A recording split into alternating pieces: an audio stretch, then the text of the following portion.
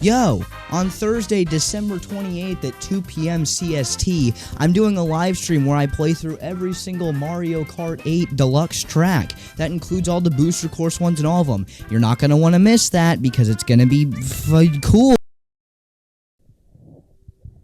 I mean, it's okay. Super Mario Wonder came out on October 20th of 2023 to critical acclaim. It was very well received, and some people even think that it is a must-have for the Switch. This is the first new Super Mario Bros. Game that's come out in over 4 years, or even 11 if you don't count a re-release as a new game. But honestly, I didn't like this game as much as I wanted to. I know that a lot of people would probably get on their hands and knees and suck Nintendo's dick for a sequel, but I'm here to tell you why I really don't think this game is all that good, and it's nowhere near a must-have for the Switch. Like, are you kidding me? There's Tears of the Kingdom came out literally this year, and you're telling me that this is a must-have for the Switch? You're out of your mind. Now, I know that this is going to be kind of a controversial video, which is funny to say about a video game video, but before you go down into the comments and write a little essay saying why I'm wrong and why this is the greatest game you've ever played in your life, understand that this is my opinion, and I don't even hate the game. It's not a bad game. I was just a little bit disappointed with it, but you know, to soothe your little sissy pussy brain, I'm going to talk about the good things that the game did first. Now, this game introduced the Wonder Flower collectible, and this is unironically like a fun collectible. Like, it's actually good and it adds to the game. I've played a lot of other 2D platformers where the main collectible in the game just isn't that interesting for me, and I don't really feel like going out of my way to get it because they're really just for vanity, like to say that you've gotten all of them, or maybe they unlock some sort of cosmetic or something. And while the Wonder Flower is technically for vanity, I actually go out of my way whenever playing the game to collect the Wonder Flower, even if it's not necessary for me to, you know, progress to the next world. Basically, the way that it works is it changes the way that the game, like, either looks or, you know, feels or plays just a little bit, and it's really interesting. The soundtrack changes a little bit, and they're literally fun. I know I'm, like, really harping on this and, like, fucking glazing the Wonder Flower, but, like, 2D Mario is not really known for their collectibles, and this is, like, actually fun. Like, I really would not like this game if it wasn't for the Wonder Flower. Another one of the best things that this game does is the structure of the map and the levels. One of my biggest complaints with all of 2D Mario is just how goddamn linear the game is. Like, I have absolutely no motivation to go play, you know, the old 2D Mario games because, to me, they literally look like just endurance runs to see if you're gonna spend 9 hours to get to the beginning of the level to the end of the level, like, 40 times until you beat the game. And while Mario Wonder is literally set up in the exact same way where you have to get to the beginning and the end of the level a certain amount of times to complete the game, just changing the way that the map works and making you be able to run around it and maybe choose what maps you play just makes the game feel like so much more interesting. And like I said, like, you have a choice of what you're doing. I don't know if you actually can. Like, I don't know if there's certain levels that you can or cannot choose to play, but just adding that feature and changing it slightly makes it feel like you have that, which for me makes the game feel way more interesting than just, here's the world map. You play this level, then you play this level, and then you play this level, and then you fight big bad guy Bowser who's trying to fuck your girlfriend, Princess Peach. My final good thing I have to say about this game is its uniqueness. I honestly do not know why this game is marketed as a new Super Mario Bros. Game, because those are some of the most, like, bland and unstandout-ish games of all of Mario, and this game couldn't be farther from that. This game has a completely different art style than any other 2D Mario game. The soundtrack is incredibly innovative, like it was a 3D Mario game, and it is just so much, like, better than, like, a lot of them, honestly. This game really feels like a jump in innovation from the last 2D Mario game, because like I said, if you don't count re-releases, the last new Super Mario Bros. Game came out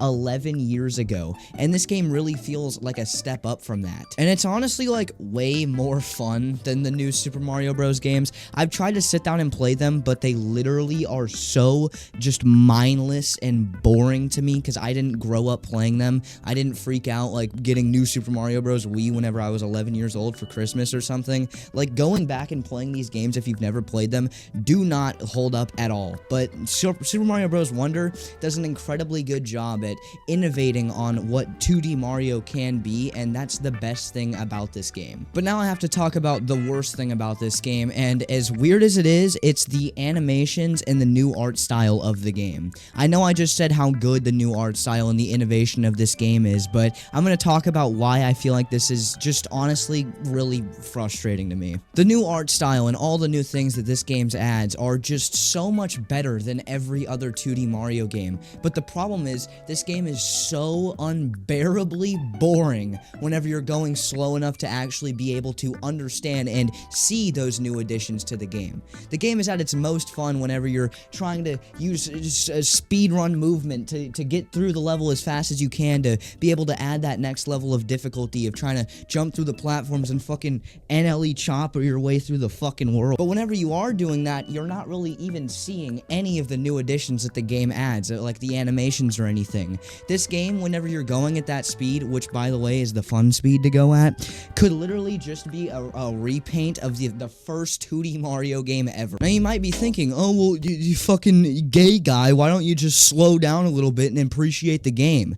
Well, like I said, this game is incredibly easy, and that's how 2D Mario games are, but the game just feels unbearably boring when you're going that slow, and going, you know, really fast and trying to progress through the game like that, it adds an extra level of difficulty that makes the game, it adds a whole new perspective to it, and it makes it way more fun. So here's the trade-off. You either go slow as shit to be able to experience all the new animations and different, you know, art styles of the game to really be able to take into account all the new things they add, but it's boring as shit. Or you go fast as fuck, you speedrun your way through the entire game, which adds a whole new level of difficulty to it, making it way more fun, but at that point, all those new additions, they couldn't even be there, and it really wouldn't change that much. My final problem with this game is the power-ups and abilities, and I'll start with the power-ups just by saying these have got to be the most boring and like least interesting part of this entire game. Like literally any time that I'd pick up a power-up, no matter which one it was, I just feel like, okay, sick,